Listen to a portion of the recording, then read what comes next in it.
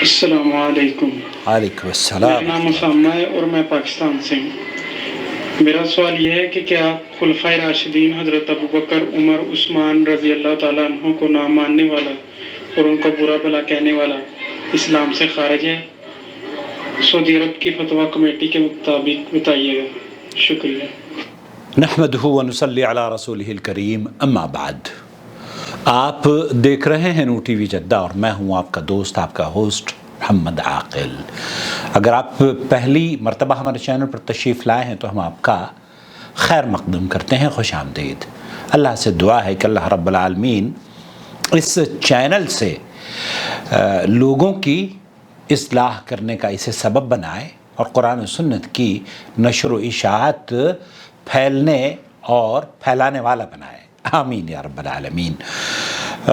بھائی یہ جاننا چاہ رہے ہیں کہ سعودی عرب کے علماء اور مشائخ کا موقف اس سلسلے میں کیا ہے کہ جو صحابہ کو، خاص طور پر خلفائے راشدین ابو بکر، عمر، عثمان اور علی رضوان اللہ علیہم اجمعین، یا عشرہ مبشرہ، یا زوجات النبی علیہ السلام، ہماری پیاری مائیں، ان کو برا بھلا کہتا ہے، سب و شتم کرتا ہے، ان کو گالیاں دیتا ہے، ایسے شخص کے بارے میں سعودی عرب کے علماء کا کیا موقف ہے؟ میں آپ کو سب سے پہلے بغیر کسی تمہید کے لے کر جانا چاہتا ہوں سماحت شیخ عبدالعزیز بن باز مفتی مملکت سعودی عرب کی محفل میں۔ ان سے یہی سوال پوچھا جا رہا ہے، سنتے ہیں ان کی گفتگو، انہوں نے کیا جواب دیا ہے۔ شیخ سے یہ پوچھا جا رہا ہے یہاں پر،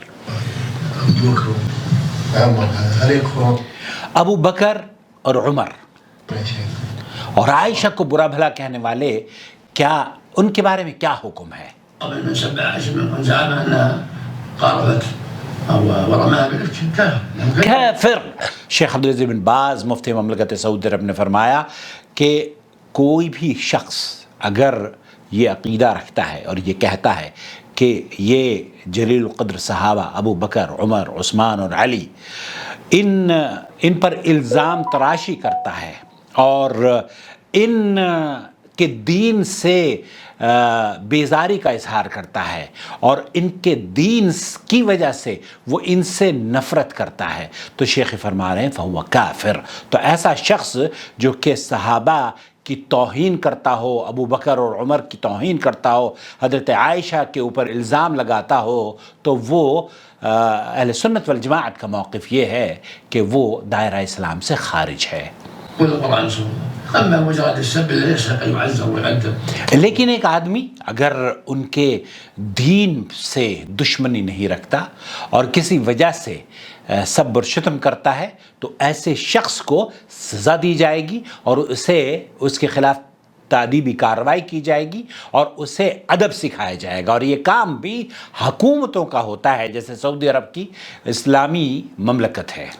ومن قال إنها قد فعلت الفاحشة ورماها بالإفك هذا مكذب لا يكون كافر نسأل الله۔ وهو کافر کمان۔ اور عائشہ رضی اللہ تعالی عنہ کے بارے میں بھی اگر کوئی فحاشی کا، بدکرداری کا یا غلط زبان کا استعمال کرتا ہے تو وہ بھی دراصل قرآن کا انکار کرتا ہے۔ اور وہ کیوں قرآن کا انکار کرتا ہے ابھی میں آپ کو لے کر چلوں گا ڈاکٹر خمیس کی، عثمان خمیس کی محفل میں انہوں نے اس کی وضاحت کری ہے۔ لیکن شیخ عبدالعزیز بن باز کا موقف یہ ہے کہ وہ شخص جو صحابہ کو گالی دیتا ہے وہ دائرہ اسلام سے خارج ہے، اسے توبہ کرنی چاہیے، اسے اسلام سے خارج کرنے کا عمل ہے صحابہ کو گالی دینا، خاص طور پر ان صحابہ کو جو عشرہ مبشرہ ہیں۔ ایسے صحابہ کو گالی دیتا ہے جن کے لیے اللہ کے رسول صلی اللہ علیہ وسلم نے جنت کی بشارت دی ہے، جنت کی خوشخبری دی ہے۔ آپ اگر یہ سمجھتے ہیں کہ نبی کریم صلی اللہ علیہ وسلم وحی کے مطابق گفتگو کرتے ہیں تو آپ علیہ السلام نے تو ان کو جنت کی بشارت دی ہے، تو پھر اس کا مطلب یہ ہے کہ آپ نبی کی باتوں کو سچا نہیں تسلیم کرتے، جب کہ ہمارا موقف یہ ہے کہ نبی جو بھی کہتا ہے وہ حق ہے اور اس کی زبان سے حق ہی نکلتا ہے۔ اب میں آپ کو لے کر چلتا ہوں شیخ صالح الفوزان کی محفل میں، ان سے بھی یہی سوال پوچھا جا رہا ہے۔ سوال یہ کیا جا رہا ہے من سب الصحابہ، وہ اس شخص کے بارے میں کیا حکم ہے جو کہ صحابہ کو برا بھلا کہتا ہو. من سب الصحابة عداوة لهم وبغضا لدينهم فهو كافر. اللہ اکبر. شیخ صالح الفوزان سعودی عرب کی فتویٰ کمیٹی کے رکن ہیں، اور اس سے پہلے آپ نے سعودی عرب کی فتویٰ کمیٹی کے چیئرمین رحمۃ اللہ علیہ شیخ عبدالعزیز بن باز کی گفتگو سنی. انہوں نے بھی کہا کہ ایک شخص جو نبی کریم صلی اللہ علیہ وسلم کے صحابہ کے دین سے بغض رکھتا ہو اور ان کے دین سے بیزاری کا اظہار کرتا ہو اور ان سے نفرت اور ان کو برا بھلا کہتا ہو تو فہو کافر. شیخ فرما رہے ہیں کہ وہ دائرہ اسلام سے خارج ہے. أما من سبهم لأمور شخصية من سبهم لأمور شخصیہ، اگر کوئی شخصی عداوت کی بنا پر ان کو برا بھلا کہتا ہے، أمور شخصية فهذا ضال يعتبر من الضلال. یعتبر من الضلال. ایک آدمی اگر شخصی کسی اختلاف کی وجہ سے انہیں برا بھلا کہتا ہے تو یہ گمراہ ہے، اور اس گمراہی کی بھی اس کو ایسا نہیں کہ چھوڑ دیا جائے گا، اس کو ادب سکھایا جائے گا، اس کے خلاف تعلیمی کارروائی کی جائے گی. يعتبر من الضلال. من الضلال. یہ يبين له أنه ربما أنه يقلد بعض الفسق. اور ممکن ہے کہ یہ شخص جو صحابہ کے اوپر بدگمان ہے، ممکن ہے یہ کسی ایسے شخص کی تقلید کرتا ہو جو کہ نبی کریم صلی اللہ علیہ وسلم کے صحابہ پر الزام تراشی کرتے ہوں اور ان کا اندھا مقلد ہو. أهل الضلال یہ وہ گمراہ لوگ ہیں جو کہ بغیر سوچے سمجھے نبی کریم صلی اللہ علیہ وسلم کے صحابہ کی شان میں گستاخی کرتے ہیں. في هذا ويصدق ما يقال. وہ یہ ایک ایسا گروپ ہے جو وہ کہتے ہیں، عام طور پر لوگ ان کو تسلیم کر لیتے ہیں، اور سوشل میڈیا کی بھرمار ہے. خاص طور پر شیعہ مذاہب کے ماننے والے بغیر تحقیق کیے کسی بھی چیز کو عام کر دیتے ہیں، اور وہ چونکہ اسلام ہی کا نام لکھا ہوتا ہے تو سنی ہمارے بھائی بھی ان کو واٹس ایپ پر فالو کرتے شروع کر دیتے ہیں. حضرت علی رضی اللہ تعالیٰ عنہ کے بارے میں دیکھیے وہ خلفائے راشدین میں سے ہیں، ان کی شان میں جتنی بھی باتیں کی جائیں وہ کم ہیں، لیکن ہر بات پر آپ حضرت علی نے یہ فرمایا بغیر تصدیق کے حضرت علی کی باتیں بھی آپ کسی سے شیئر نہ کریں. يبين له بينوا للناس هذا الأمر علموهم العقيدة. آپ انہیں عقیدے کی باتیں بتائیں، انہیں عقیدہ سکھائیں، لیکن یہ بات انہیں دائرہ اسلام سے خارج کر دیتی ہے. اب میں آپ کو لے کر چلتا ہوں شیخ عثمان الخمیس کی محفل میں. سب الصحابة مجملا هذا كفر.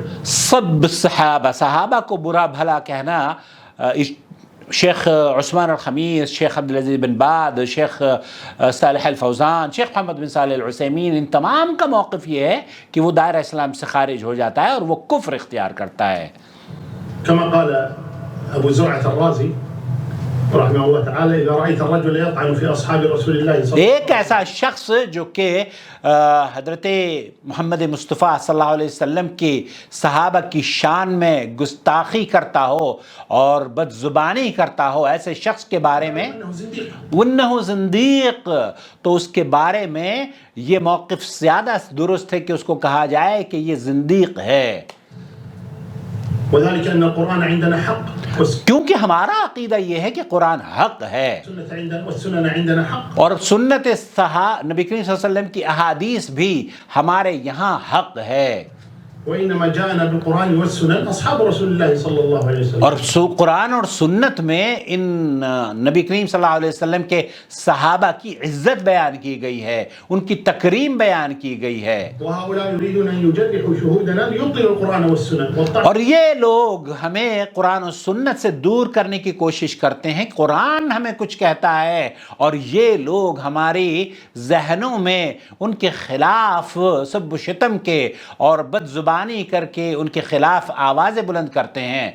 ایسے دور میں ہمارا موقف ان کے بارے میں کیا ہونا چاہیے؟ اولاہم زنادقہ، یہ سارے کے سارے زندیق ہیں. فسب مجمل اصحاب النبي صلى الله عليه وسلم والطعن فيهم والتشكيك في نزاهتهم ودينهم هذا كفر. یہ کفر ہے. ایک آدمی جو نبی کریم صلی اللہ علیہ وسلم کے صحابہ سے دشمنی رکھتا ہو، سب و شتم کرتا ہو، ان کو برا بھلا کہتا ہو، ان کی دین سے ناخوش ہو، وہ دائرہ اسلام سے خارج ہے. اما سب افراد من الصحابة بأعيانهم فلان جبان أو فلان زاني أو فلان سارق أو فلان كذاب أو ایک ایسا شخص یہ کہے کہ جناب فلاں صحابی جو ہیں وہ زانی ہیں، فلاں صحابی نے ایسا کیا، فلاں صحابی نے ایسا کیا، تو اس شخص کے بارے میں شیخ فرما رہے ہیں هذا فسق. یہ فسق میں شامل ہوگا. الذي يقول هذا كما قال الإمام مالك. امام مالک رحمۃ اللہ علیہ ایسے شخص کے بارے میں کہا کرتے تھے، لیکن اس کو بھی نہیں چھوڑا جائے گا، اس کو بھی چھوڑا نہیں جائے گا، اور حکومت کی ذمہ داری ہے کہ اس کے خلاف تعدیبی کارروائی کرے. یجلد، اس کو کوڑوں کی سزا امام مالک رحمۃ اللہ علیہ تک میں. وہاں جب اگر ایسا کوئی شخص پایا جاتا تو اس کے بارے میں یہ حکم لگایا جاتا کہ اس کو کوڑوں کی سزا ملنی چاہیے. تعزيرا يؤدبه القاضي ما يراه مناسبا. یہ قاضی ہی فیصلہ کرے گا، ایسا نہیں ہے کہ آپ ہر شخص اٹھ کر فیصلہ کر دے، کسی کے اوپر بھی الزام لگا کر کے جناب اس نے یہ کہا ہے اور اس کے اوپر حملہ آور ہو جائے. ہرگز ہرگز نہیں. امن اور سلامتی آپ اپنے شہروں میں قائم رکھیں، لیکن ایک ایسا شخص جو کہ قرآن و سنت تو ہمیں ان کی توقیر اور عزت بیان کرتا ہے، لیکن صحابہ کو برا بھلا کہنے والا شخص وہ دائرہ اسلام سے خارج ہے. إذا كان هذا السب خاصة يعني في الزنا لأمهات المؤمنين فهذا كفر. اور امہات المومنین کے بارے میں اگر کوئی یہ گمان رکھتا ہے، یہ بدگمانی رکھتا ہے کہ انہوں نے فحاشی کی، انہوں نے گناہ کا ارتکاب کیا اور ان کے اوپر ان کی جو شخصیت ہے اسے مجروح کرنے کی کوشش کرتا ہے، تو وہ کافر ہے. اور وہ کیوں کافر ہے؟ لأنه تكذيب لله تبارك وتعالى. کیونکہ وہ اللہ تعالیٰ کے قول کی تکذیب کر رہا ہے، اللہ تعالیٰ کے قول کو جھٹلا رہا ہے. اور اللہ کے قول کو کیسے جھٹلا رہا ہے؟ سنیے. الخبيثات والخبيثين. اللہ تعالیٰ تو فرماتا ہے کہ الخبیثات للخبیثین، جو خبیث عورتیں ہیں وہ خبیثوں کے لیے ہے، خبیث مردوں کے لیے ہے. والخبيثون للخبيثات والطيبات والطیبات للطیبین، تو یہ جو طیبین ہیں ان کے لیے طیبات ہیں. اور آپ علیہ الصلوۃ والسلام اشرف المخلوقات، نبی کریم صلی اللہ علیہ وسلم آدم علیہ السلام کی اولاد میں سب سے فضیلت والے ہیں، سب سے افضل اللہ نے جن کو رتبہ عطا فرمایا ہے وہ نبی کریم صلی اللہ علیہ وسلم ہیں. اب آپ یہ بتائیے کہ نبی کریم صلی اللہ علیہ وسلم کی بیویاں کیسی ہوں گی؟ اگر آپ ان کے بارے میں یہ بدگمانی رکھتے ہیں تو توبہ کر لیجئے. وہ پاک ہیں، ہماری مائیں ہیں، اور جو شخص ان پر طعن کرتا ہے، ان پر الزام تراشی کرتا ہے، وہ دائرہ اسلام سے خارج ہے. فهذا كفر. فہذا کفر، تو یہ گویا کہ اس نے کفر اختیار کیا. طعن في عرض زوجات النبي طعن في عرض النبي. اللہ اکبر. شیخ فرما رہے ہیں کہ اگر کوئی ان کی شخصیات پر اور نبی کریم صلی اللہ علیہ وسلم کی زوجات محترمات پر، ان کی شخصیات پر یا ان کے کردار کشی کرتا ہے، تو اس کا مطلب یہ ہے کہ اس نے گویا کہ نبی کریم صلی اللہ علیہ وسلم کے اوپر زبان درازی کی ہے. تو یہ کفر کے دائرے میں آتا ہے، اسے وہ نواقض اسلام میں شمار کیا جائے گا اور دائرہ اسلام سے خارج ہو جائے گا. صلی اللہ علیہ وسلم هذا كفر.